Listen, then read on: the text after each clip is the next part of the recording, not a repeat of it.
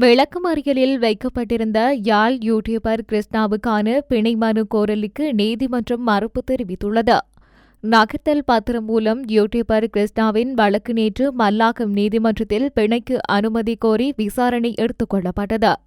எனினும் இது தொடர்பில் விசாரணை மேற்கொண்ட நீதிமன்றம் வழக்கை எதிர்வரும் 19ஆம் திகதிக்கு ஒத்திவைத்துள்ளது. வழக்கு தொடர்பில் எமது ஊடகம் இளவாலி போலீஸ் நிலையத்தை தொடர்பு கொண்டபோது மேற்கொண்ட விளக்கம் தெரிவிக்கப்பட்டுள்ளது. யாழ் வீடொன்றுக்குள் வைத்து பெண் பிள்ளையொன்றை தகாத முறையில் பேசிய யூடியூபர் கிருஷ்ணா பொதுமக்களால் மடக்கி பிடிக்கப்பட்டு போலீசாரிடம் ஒப்படைக்கப்பட்டிருந்தார். பண்டத்தரிப்பு பகுதியில் வைத்து ஊர் மக்களால் அவர் மடக்கி பிடிக்கப்பட்டு இளவாலி போலீசாரிடம் ஒப்படைக்கப்பட்டிருந்தார்.